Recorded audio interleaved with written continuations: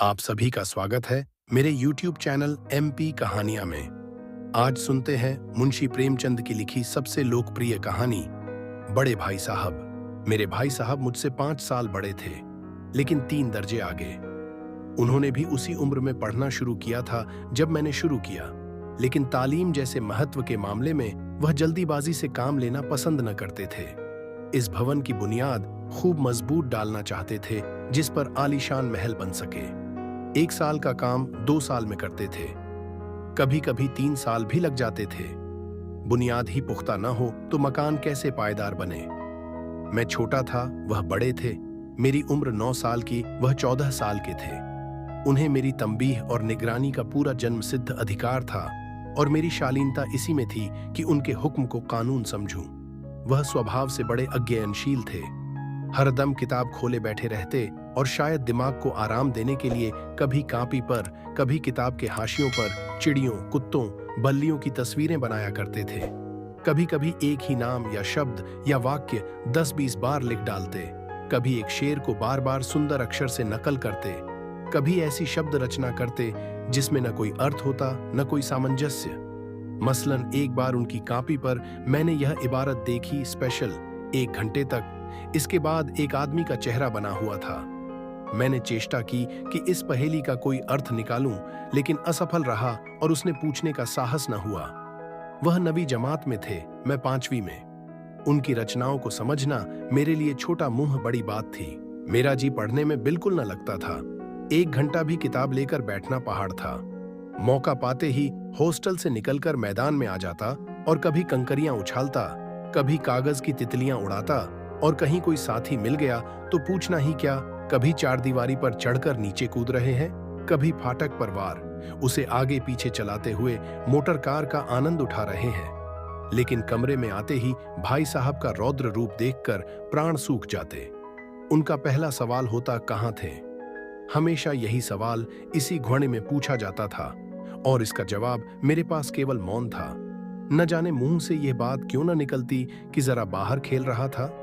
मेरा मौन कह देता था कि मुझे अपना अपराध स्वीकार है, और भाई साहब के लिए इसके सिवा और कोई इलाज न था कि रोष से मिले हुए शब्दों में मेरा सत्कार करें।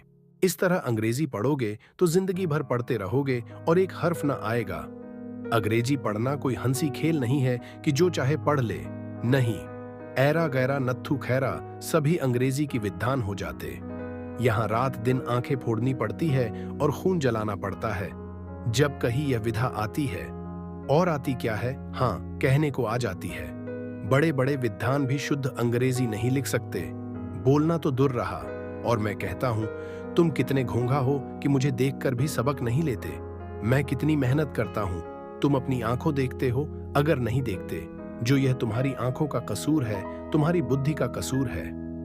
इतने मेले तमाशे होते हैं, मुझे तुमने कभी देखने जाते देखा है? रोज ही क्रिकेट और हॉकी मैच होते हैं। मैं पास नहीं भटकता, हमेशा पढ़ता रहा हूं, उस पर भी एक एक दर्जे में 2-2, 3-3 साल पढ़ा रहता हूं।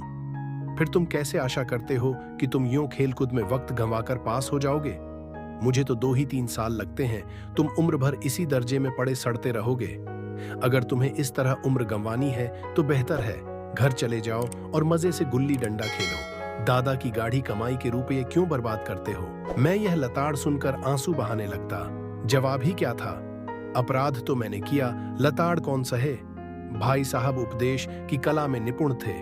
ऐसी ऐसी लगती बातें कहते, ऐसे ऐसे सूक्ति बाण चलाते कि मेरे जिगर के टुकड़े टुकड़े हो जाते और हिम्मत छूट जाती। इस तरह जान तोड़कर मेहनत करने की शक्ति मैं अपने में न पाता था, और उस निराशा में जरा देर के लिए मैं सोचने लगता, क्यों न घर चला जाऊं। जो काम मेरे बूते के बाहर है, उसमें हाथ डालकर क्यों अपनी जिंदगी खराब करूं। मुझे अपना मूर्ख रहना मंजूर था, लेकिन उतनी मेहनत से मुझे तो चक्कर आ जाता था। लेकिन घंटे 2 घंटे बाद निराशा के बादल फट जाते और मैं इरादा करता कि आगे से खूब जी लगाकर पढ़ूंगा। चटपट एक टाइम टेबल बना डालता, बिना पहले से नक्शा बनाए, बिना कोई स्कीम तैयार किए काम कैसे शुरू करूं। टाइम टेबल में प्रातःकाल उठना, 6 बजे मुंह हाथ धो नाश्ता कर पढ़ने बैठ जाना, 6 से 8 तक अंग्रेजी, 8 से 9 तक हिसाब, 9 से 9:30 तक इतिहास, फिर भोजन और स्कूल, 9:30 बजे स्कूल, 3 बजे स्कूल से वापस होकर आधा घंटा आराम, 4 से 5 तक भूगोल, 5 से 6 तक ग्रामर, आधा घंटा हॉस्टल के सामने टहलना, 6:30 से 7 तक अंग्रेजी कंपोजिशन, फिर भोजन करके 8 से 9 तक अनुवाद, 9 से 10 तक हिंदी, 10 से 11 तक विविध विषय, फिर विश्राम। मगर टाइम टेबल बना लेना एक बात है, उस पर अमल करना दूसरी बात। पहले ही दिन से उसकी अवहेलना शुरू हो जाती। मैदान की वह सुखद हरियाली, हवा के वह हल्के हल्के झोंके, फुटबॉल की उछल कूद, कबड्डी के वह दांव घात, वॉलीबॉल की वह तेजी और फुर्ती मुझे अज्ञात और अनिर्वाय रूप से खींच ले जाती, और वहां जाते ही मैं सब कुछ भूल जाता। वह जानलेवा टाइम टेबल, वह आंख फोड़ पुस्तकें किसी की याद न रहती, और फिर भाई साहब को नसीहत और फजीहत का अवसर मिल जाता। मैं उनके साये से भागता, उनकी आंखों से दूर रहने की चेष्टा करता, कमरे में इस तरह दबे पांव आता कि उन्हें खबर न हो। उनकी नजर मेरी ओर उठी और मेरे प्राण निकले। हमेशा सिर पर नंगी तलवार सी लटकती मालूम होती, फिर भी जैसे मौत और विपत्ति के बीच में भी आदमी मोह और माया के बंधन में जकड़ा रहता है। मैं फटकार और घुड़कियां खाकर भी खेलकूद का तिरस्कार न कर सालाना इम्तिहान हुआ। भाई साहब फेल हो गए, मैं पास हो गया और दर्जे में प्रथम आया। मेरे और उनके बीच केवल 2 साल का अंतर रह गया। जी में आया, भाई साहब को आड़े हाथों लूं। आपकी वह घोर तपस्या कहाँ गई? मुझे देखिए, मजे से खेलता भी रहा और दर्जे में अव्वल भी हूं। लेकिन वह इतने दुखी और उदास थे कि मुझे उनसे दिली हमदर्दी हुई और उनके घाव पर नमक छिड़कने का विचार ही लज्जास्पद जान पड़ा। हाँ, अब मुझे अपने ऊपर कुछ अभिमान हुआ और आत्माभिमान भी बढ़ा। भाई साहब का वह रोब मुझ पर न रहा। आजादी से खेलकूद में शरीक होने लगा। दिल मजबूत था। अगर उन्होंने फिर मेरी फजीहत की तो साफ कह दूंगा, आपने अपना खून जलाकर कौन सा तीर मार लिया? मैं तो खेलते कूदते दर्जे में अव्वल आ गया। जब आपसे यह हेकड़ी जताने का साहस न होने पर भी मेरे रंग ढंग से साफ जाहिर होता था कि भाई साहब का वह आतंक अब मुझ पर नहीं है। भाई साहब ने इसे भांप लिया। उनकी बुद्धि बड़ी तीव्र थी, और एक दिन जब मैं भोर का सारा समय गुल्ली डंडे की भेंट करके ठीक भोजन के समय लौटा, तो भाई साहिब ने मानो तलवार खींच ली और मुझ पर टूट पड़े। देखता हूं इस साल पास हो गए और दर्जे में अव्वल आ गए तो तुम्हें दिमाग हो गया है। मगर भाईजान, घमंड तो बड़े बड़े का नहीं रहा। तुम्हारी क्या हस्ती है? इतिहास में रावण का हाल तो पढ़ा ही होगा। उसके चरित्र से तुमने कौन सा उपदेश लिया, या यूं ही पढ़ गए? महज इम्तिहान पास कर लेना कोई चीज नहीं। असल चीज है बुद्धि का विकास। जो कुछ पढ़ो उसका अभिप्राय समझो। रावण भूमंडल का स्वामी था। ऐसे राजा को चक्रवर्ती कहते हैं। आजकल अंग्रेजों के राज्य का विस्तार बहुत बड़ा हुआ है, पर इन्हें चक्रवर्ती नहीं कह सकते। संसार में अनेकों राष्ट्र अंग्रेजों का आधिपत्य स्वीकार नहीं करते, बिल्कुल स्वाधीन है। रावण चक्रवर्ती राजा था। संसार के सभी महीप उसे कर देते थे। बड़े बड़े देवता उसकी गुलामी करते थे। आग और पानी के देवता भी उसके दास थे। मगर उसका अंत क्या हुआ? घमंड ने उसका नाम निशान तक मिटा दिया। कोई उसे एक चिल्लू पानी देने वाला भी न बचा। आदमी जो कुकर्म चाहे करे, पर अभिमान न करे, इतराए नहीं। अभिमान किया और दीन दुनिया से गया। शैतान का हाल भी पड़ा ही होगा। उसे यह अनुमान हुआ था कि ईश्वर का उससे बढ़कर सच्चा भक्त कोई है ही नहीं। अंत में यह हुआ कि स्वर्ग से नरक में ढकेल दिया गया। शाहिरूम ने भी एक बार अहंकार किया था, भीख मांग मांग कर मर गया। तुमने तो अभी केवल 1 दर्जा पास किया है और अभी से तुम्हारा सिर फिर गया। तब तो तुम आगे बढ़ चुके। यह समझ लो कि तुम अपनी मेहनत से नहीं पास हुए। अंधे के हाथ बटेर लग गई। मगर बटेर केवल एक बार हाथ लग सकती है, बार बार नहीं। कभी कभी गुल्ली डंडे में भी अंधा चोट निशाना पड़ जाता है। उससे कोई सफल खिलाड़ी नहीं हो जाता। सफल खिलाड़ी वह है जिसका कोई निशान खाली न जाए। मेरे फेल होने पर न जाओ। मेरे दर्जे में आओगे तो दांतों पसीना आएगा। जब अलजब्रा और ज्योमेट्री के लोहे के चने चबाने पड़ेंगे और इंग्लिस्तान का इतिहास पढ़ना पड़ेगा। बादशाहों के नाम याद रखना आसान नहीं। 8 हेनरी को गुजरे है। कौन सा कांड किस हेनरी के समय हुआ, क्या यह याद कर लेना आसान समझते हो? हेनरी 7वें की जगह हेनरी 8वां लिखा और सब नंबर गायब। सफाचट, सिर्फ भी न मिलगा, सिफर भी हो किस ख्याल में। दर्जनों तो जेम्स हुए हैं, दर्जनों विलियम, कोड़ियों चार्ल्स। दिमाग चक्कर खाने लगता है। आंधी रोग हो जाता है। इन अभागों को नाम भी न जुड़ते थे। एक ही नाम के पीछे दोयम तेयम चहारम पंचम नगाते चले गए। मुझसे पूछते तो 10 लाख नाम बता देता, और ज्योमेट्री तो बस खुदा की पनाह। अब अज की जगह अजब लिख दिया और सारे नंबर कट गए। कोई इन निर्दयी मुमतहिनों से नहीं पूछता कि आखिर अबे जय और अजे बे में क्या फर्क है, और व्यर्थ की बात के लिए क्यों छात्रों का खून करते हो। दाल भात रोटी खाई या भात दाल रोटी खाई, इसमें क्या रखा है। मगर इन परीक्षकों को क्या परवाह, वह तो वही देखते हैं जो पुस्तक में लिखा है। चाहते हैं कि लड़के अक्षर अक्षर रट डाले, और इसी रटंत का नाम शिक्षा रख छोड़ा है। और आखिर इन बेसिर पैर की बातों के पढ़ने से क्या फायदा। इस रेखा पर वह लंब गिरा दो तो आधार लंब से दुगना होगा। पूछिए इससे प्रयोजन दुगना नहीं चौगुना हो जाए, या आधा ही रहे मेरी बला से। लेकिन परीक्षा में पास होना है तो यह सब खुराफात याद करनी पड़ेगी। कह दिया समय की पाबंदी पर एक निबंध लिखो जो 4 पन्नों से कम ना हो। अब आप कापी सामने खोले, कलम हाथ में लिए उसके नाम को रोइए। कौन नहीं जानता कि समय की पाबंदी बहुत अच्छी बात है। इससे आदमी के जीवन में संयम आ जाता है, दूसरों का उस पर स्नेह होने लगता है, और उसके कारोबार में उन्नति होती है। जरा सी बात पर 4 पन्ने कैसे लिखें। जो बात एक वाक्य में कही जा सके उसे 4 पन्ने में लिखने की जरूरत। मैं तो इसे हिमाकत समझता हूं। यह तो समय की किफायत नहीं बल्कि उसका दुरुपयोग है कि व्यर्थ में किसी बात को ठूंस दिया। हम चाहते हैं आदमी को जो कुछ कहना हो चटपट कह दें और अपनी राह ले, मगर नहीं, आपको 4 पन्ने रंगने पड़ेंगे, चाहे जैसे लिखिए, और पन्ने भी पूरे फुलस्केप आकार के। यह छात्रों पर अत्याचार नहीं तो और क्या है। अनर्थ तो यह है कि कहा जाता है संक्षेप में लिखो। समय की पाबंदी पर संक्षेप में एक निबंध लिखो जो 4 पन्नों से कम न हो। ठीक, संक्षेप में 4 पन्ने हुए, नहीं शायद 100-200 पन्ने लिखवाते। तेज भी दौड़िए और धीरे धीरे भी। है उल्टी बात या नहीं? बालक भी इतनी सी बात समझ सकता है, लेकिन इन अध्यापकों को इतनी तमीज भी नहीं। उस पर दावा है कि हम अध्यापक हैं। मेरे दर्जे में आओगे लाला तो ये सारे पापड़ बेलने पड़ेंगे, और तब आटे दाल का भाव मालूम होगा। इस दर्जे में अव्वल आ गए हो, वो जमीन पर पांव नहीं रखते, इसलिए मेरा कहना मानिए। लाख फेल हो गया हूं, लेकिन तुमसे बड़ा हूं। संसार का मुझे तुमसे ज्यादा अनुभव है। जो कुछ कहता हूं उसे गिरह बांधिए, नहीं पछताएंगे। स्कूल का समय निकट था, नहीं ईश्वर जाने यह उपदेश माला कब समाप्त होती। भोजन आज मुझे निस्वाद सा लग रहा था। जब पास होने पर यह तिरस्कार हो रहा है तो फेल हो जाने पर तो शायद प्राण ही ले लिए जाएं। भाई साहब ने अपने दर्जे की पढ़ाई का जो भयंकर चित्र खींचा था, उसने मुझे भयभीत कर दिया। कैसे स्कूल छोड़कर घर नहीं भागा, यही ताज्जुब है। लेकिन इतने तिरस्कार पर भी पुस्तकों में मेरी अरुचि ज्यों की त्यों बनी रही। खेलकूद का कोई अवसर हाथ से न जाने देता। पढ़ता भी था मगर बहुत कम, बस इतना कि रोज का टास्क पूरा हो जाए और दर्जे में जलील न होना पड़े। अपने ऊपर जो विश्वास पैदा हुआ था वह फिर लुप्त हो गया, और फिर चोरों का सा जीवन कटने लगा। फिर सालाना इम्तिहान हुआ और कुछ ऐसा संयोग हुआ कि मैं फिर से पास हुआ और भाई साहब फिर फेल हो गए। मैंने बहुत मेहनत न की, पर न जाने कैसे दर्जे में अव्वल आ गया। मुझे खुद अचरज हुआ। भाई साहब ने प्राणांतक परिश्रम किया था। कोर्स का एक एक शब्द चाट गए थे।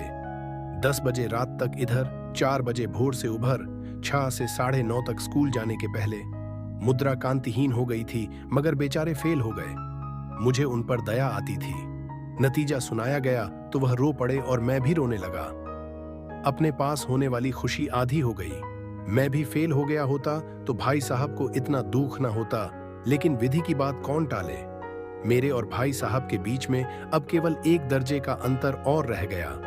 मेरे मन में एक कुटिल भावना उदय हुई कि कहीं भाई साहब 1 साल और फेल हो जाए तो मैं उनके बराबर हो जाऊं। फिर वह किस आधार पर मेरी फजीहत कर सकेंगे।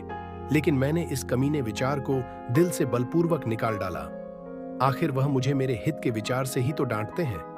मुझे उस वक्त अप्रिय लगता है अवश्य, मगर यह शायद उनके उपदेशों का ही असर हो कि मैं दनांत पास होता जाता हूं, और इतने अच्छे नंबरों से। अब की भाई साहब बहुत कुछ नर्म पड़ गए थे। कई बार मुझे डांटने का अवसर पाकर भी उन्होंने धीरज से काम लिया। शायद अब वह खुद समझने लगे थे कि मुझे डांटने का अधिकार उन्हें नहीं रहा, या रहा तो बहुत कम। मेरी स्वच्छंदता भी बढ़ी। मैं उनकी सहिष्णुता का अनुचित लाभ उठाने लगा। मुझे कुछ ऐसी धारणा हुई कि मैं तो पास ही हो जाऊंगा, पढ़ूं या न पढ़ूं, मेरी तकदीर बलवान है। इसलिए भाई साहब के डर से जो थोड़ा बहुत बढ़ लिया करता था, वह भी बंद हुआ।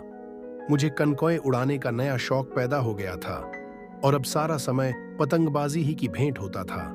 इफर भी मैं भाई साहब का अदब करता था और उनकी नजर बचाकर कनकौए उड़ाता था। मांझा देना, कन्ने बांधना, पतंग टूर्नामेंट की तैयारियां आदि समस्याएं अब गुप्त रूप से हल की जाती थीं। भाई साहब को यह संदेह न करने देना चाहता था कि उनका सम्मान और लिहाज मेरी नजरों से कम हो गया है। एक दिन संध्या समय हॉस्टल से दूर मैं एक कनकौआ लूटने बनतहाशा दौड़ा जा रहा था। आंखें आसमान की ओर थीं और मन उस आकाशगामी पथिक की ओर जो मंद गति से झूमता पतन की ओर चला जा रहा था, मानो कोई आत्मा स्वर्ग से निकलकर विरक्त मन से नए संस्कार ग्रहण करने जा रही एक पूरी सेना लग्गे और झड़दार बांस लिए उनका स्वागत करने को दौड़ी आ रही थी। किसी को अपने आगे पीछे की खबर न थी। सभी मानो उस पतंग के साथ ही आकाश में उड़ रहे थे जहां सब कुछ समतल है, न मोटर कारें हैं, न ट्राम, न गाड़ियां। सहसा भाई साहब से मेरी मुठभेड़ हो गई, जो शायद बाजार से लौट रहे थे। उन्होंने वहीं मेरा हाथ पकड़ लिया और उग्र भाव से बोले, इन बाजारी लौंडों के साथ ढेले के कनकुए के लिए दौड़ते तुम्हें शर्म नहीं आती? तुम्हें इसका भी कुछ लिहाज नहीं कि अब नीची जमात में नहीं हो, बल्कि 8वीं जमात में आ गए हो और मुझसे केवल एक दर्जा नीचे हो। आखिर आदमी को कुछ तो अपनी पोजीशन का ख्याल करना चाहिए। एक जमाना था कि लोग 8वां दर्जा पास करके नायब तहसीलदार हो जाते थे। मैं कितने ही मिडलचियों को जानता हूं जो आज अव्वल दर्जे के डिप्टी मजिस्ट्रेट या सुपरिटेंडेंट है। कितने ही 8वीं जमात वाले हमारे लीडर और समाचार पत्रों के संपादक हैं। बड़े बड़े विद्वान उनकी माताहती में काम करते हैं और तुम उसी 8वें दर्जे में आकर बाजारी लौंडों के साथ कनकौए के लिए दौड़ रहे हो। मुझे तुम्हारी इस कमकली पर दुख होता है। तुम ज़हीन हो, इसमें शक नहीं, लेकिन वह ज़हन किस काम का जो हमारे आत्मगौरव की हत्या कर डाले। तुम अपने दिन में समझते होगे मैं भाई साहब से महज एक दर्जा नीचे हूं और अब उन्हें मुझको कुछ कहने का हक नहीं है, लेकिन यह तुम्हारी गलती है। मैं तुमसे 5 साल बड़ा हूं और चाहे आज तुम मेरी ही जमात में आ जाओ और परीक्षकों का यही हाल है, तो निस्संदेह अगले साल तुम मेरे समकक्ष हो जाओगे और शायद 1 साल बाद तुम मुझसे आगे निकल जाओ। लेकिन मुझ में और जो 5 साल का अंतर है, उसे तुम क्या खुदा भी नहीं मिटा सकता। मैं तुमसे 5 साल बड़ा हूं और हमेशा रहूंगा। मुझे दुनिया का और जिंदगी का जो तजुर्बा है, तुम उसकी बराबरी नहीं कर सकते। चाहे तुम MA, DPhil और DLit लिटर ही क्यों ना हो जाओ। समझ किताबें पढ़ने से नहीं आती है। हमारी अम्मा ने कोई दर्जा पास नहीं किया और दादा भी शायद 5वीं जमात के आगे नहीं गए, लेकिन हम दोनों चाहे सारी दुनिया की विधा पढ़ लें, अम्मा और दादा को हमें समझाने और सुधारने का अधिकार हमेशा रहेगा। केवल इसलिए नहीं कि वे हमारे जन्मदाता हैं, बल्कि इसलिए कि उन्हें दुनिया का हमसे ज्यादा जतरबा है और रहेगा। अमेरिका में किस तरह की राज्य व्यवस्था है और 8वें हेनरी ने कितने विवाह किए और आकाश में कितने नक्षत्र है, यह बातें चाहे उन्हें न मालूम हो, लेकिन हजारों ऐसी आते हैं जिनका ज्ञान उन्हें हमसे और तुमसे ज्यादा है। दैव न करे आज मैं बीमार हो आऊं तो तुम्हारे हाथ पांव फूल जाएंगे। दादा को तार देने के सिवा तुम्हें और कुछ न सूझेगा, लेकिन तुम्हारी जगह पर दादा हो तो किसी को तार न दें, न घबराएं, न बदहवास हों। पहले खुद मर्ज पहचान कर इलाज करेंगे, उसमें सफल न हुए तो किसी डॉक्टर को बुलाएंगे। बीमारी तो खैर बड़ी चीज है। हम तुम तो इतना भी नहीं जानते कि महीने भर का महीने भर कैसे चले। जो कुछ दादा भेजते हैं उसे हम 20-22 तक खर्च कर डालते हैं और पैसे पैसे को मोहताज हो जाते हैं। नाश्ता बंद हो जाता है, धोबी और नाई से मुंह चुराने लगते हैं। लेकिन जितना आज हम और तुम खर्च कर रहे हैं, उसके आधे में दादा ने अपनी उम्र का बड़ा भाग इज्जत और नेकनामी के साथ निभाया है और एक कुटुंब का पालन किया है जिसमें सब मिलाकर 9 आदमी थे। अपने हेडमास्टर साहब ही को देखो, MA हैं कि नहीं, और यहाँ के MA नहीं, आक्यफोर्ड के 1000 रुपये पाते हैं, लेकिन उनके घर इंतजाम कौन करता है? उनकी बूढ़ी माँ। हेडमास्टर साहब की डिग्री यहाँ बेकार हो गई। पहले खुद घर का इंतजाम करते थे, खर्च पूरा न पड़ता था, कर्जदार रहते थे। जब से उनकी माताजी ने प्रबंध अपने हाथ में ले लिया है, जैसे घर में लक्ष्मी आ गई है। तो भाईजान, यह जरूर दिल से निकाल डालो कि तुम मेरे समीप आ गए हो और अब स्वतंत्र हो। मेरे देखते तुम बेराह नहीं चल पाओगे। अगर तुम यूं न मानोगे तो मैं थप्पड़ दिखाकर इसका प्रयोग भी कर सकता हूं। मैं जानता हूं तुम्हें मेरी बातें जहर लग रही हैं। मैं उनकी इस नई युक्ति से नतमस्तक हो गया। मुझे आज सचमुच अपनी लघुता का अनुभव हुआ और भाई साहब के प्रति मेरे मन में श्रद्धा उत्पन्न हुई। मैंने सजल आंखों से कहा, हरगिज नहीं। आप जो कुछ फरमा रहे हैं वह बिल्कुल सच है और आपको कहने का अधिकार है। भाई साहब ने मुझे गले लगा लिया और बाल कनकाए उड़ान को मना नहीं करता। मेरा जी भी ललचाता है, लेकिन क्या करूं? खुद बेराह चलूं तो तुम्हारी रक्षा कैसे करूं? यह कर्तव्य भी तो मेरे सिर पर है। संयोग से उसी वक्त एक कटा हुआ कनकौआ हमारे ऊपर से गुजरा। उसकी डोर लटक रही थी। लड़कों का एक गोल पीछे पीछे दौड़ा चला आता था। भाई साहब लंबे हैं ही उछलकर उसकी डोर पकड़ ली और बेतहाशा होटल की तरफ दौड़े। मैं पीछे पीछे दौड़ रहा था।